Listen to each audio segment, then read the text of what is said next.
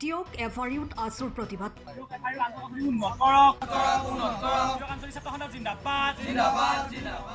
চিকিৎসালয়ৰ কৰ্মচাৰীৰ কৰ্তব্যত গাফিলতিৰ অভিযোগ টিয়ক এফআৰইউ চিকিৎসকৰ গাফিলতিত অতিষ্ঠ হৈ পৰিছে টিয়কৰ জনসাধাৰণ 11 বজা পৰ্যন্ত চিকিৎসক কৰ্মচাৰী উপস্থিত নথকাৰ গুৰুতৰ অভিযোগ উত্থাপন কৰিছে স্থানীয় ৰাইজ তথা দল সংগঠনে ৰোগীৰ দুৰ্দশাৰ সময়তো খুদ ভাৰপ্ৰাপ্ত চিকিৎসকগৰাকীয়ে উপস্থিত নাথাকে চিকিৎসালয়ত আজিও ভাৰপ্ৰাপ্ত বিষয়াগৰাকী নিৰ্ধাৰিত সময়সূচী অনুসৰি পুৱা 8 বজাৰ পৰা কৰ্তব্যত উপস্থিত থাকিব লাগিছিল যদিও 12 বজা পৰ্যন্ত উপস্থিত নোহোৱাত জাঙুৰ খাই উঠে দল সংগঠন চৰকাৰৰ স্বাস্থ্য বিভাগ উন্নত কৰক জিন্দাবাদ জিন্দাবাদ জিন্দাবাদ দৰৱ বেজী মজুত থকাৰ পাছতো ৰোগীক দিবলৈ এলাহ কৰ্মচাৰীৰ বৃহত্তৰ এই টিয়ক অঞ্চলৰ চিকিৎসা সেৱাৰ অন্যতম টিয়ক এফআৰইউ আন্তঃগাঁথনি আজিৰ তাৰিখত জহি হৈ গৈছে চকু চিকিৎসাৰ বাবে চিকিৎসকৰ ৰোগী চোৱা যি সময়সূচী সেয়াও উপযুক্তভাৱে নিৰ্ধাৰণ নকৰাৰ গুৰুতৰ অভিযোগ উত্থাপিত হৈছে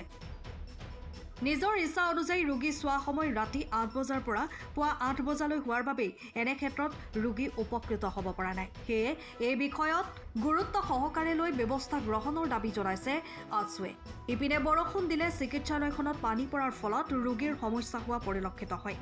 সেয়ে টিয়ক এফআৰইউ আন্তঃগাঁথনি উন্নত কৰা আল্ট্ৰাছাউণ্ড কৰিবৰ বাবে অত্যাধুনিক উন্নত প্ৰযুক্তিৰ যন্ত্ৰৰ ব্যৱস্থা কৰাকে ধৰি এই সমস্যাৰ সমাধানৰ দাবীত আজি চিকিৎসালয়খনৰ সন্মুখত আছুৱে অৱস্থান ধৰ্মঘট পালন কৰে টিয়ক এফআইউত যিটো অৰাজক চলি আছে এই অৰাজকৰ উৰ পেলাবৰ কাৰণে আজি টিয়ক আঞ্চলিক স্বায়ত্তশাসিত এক অৱস্থান ধৰ্মঘট কাৰ্যসূচী আমি জৰুৰীভাৱে ল'বলগীয়া হ'ল যোৱাকালি কুকুৰে খোৱা বেজী দিবৰ কাৰণে টিয়ক এফআইউত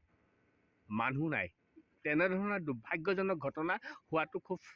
লজ্জাজনক বিষয় অসমৰ মাননীয় মুখ্যমন্ত্ৰীগৰাকীৰ হাতত থকা স্বাস্থ্য বিভাগৰ যিটো অৰাজক সেই অৰাজকটো টিয়কত প্ৰমাণ কৰি দেখুৱালে যে কুকুৰে খোৱা এটা বেজী দিবৰ কাৰণে চিকিৎসক নাই আৰু যিগৰাকী ছুপাৰিণ্টেণ্ডেণ্টৰ দায়িত্বত আছে তেওঁ আজিৰ তাৰিখত তেওঁৰ ডিউটি আছে ছুপাৰিণ্টেণ্ডেণ্টে সদায় কিন্তু আজি দায়িত্বত থকাৰ পাছত তেওঁ টিয়ক এফআইউলৈ অহা নাই আজি কিয় অহা নাই এই গোটেই বিষয়টো আচলতে মুখ্যমন্ত্ৰীগৰাকীয়ে তদন্ত কৰিব লাগে আৰু সমান্তৰালভাৱে টিয়ক এফআইউ আন্তঃগাঁথনি উন্নয়নৰ নামত অহা পুঁজি ৰোগীৰ এডমিটৰ নামত অহা ভাত খোৱাৰ যিবিলাক খৰচ পাতিৰ পইচা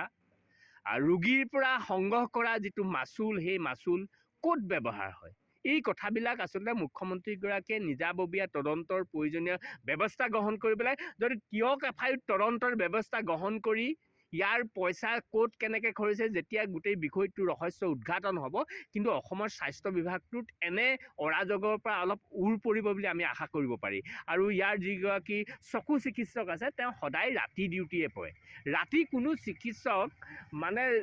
মানে চকু চিকিৎসা কৰিবৰ কাৰণে কোনো ৰোগী ৰাতি নাহে তেওঁ পৰিবাৰ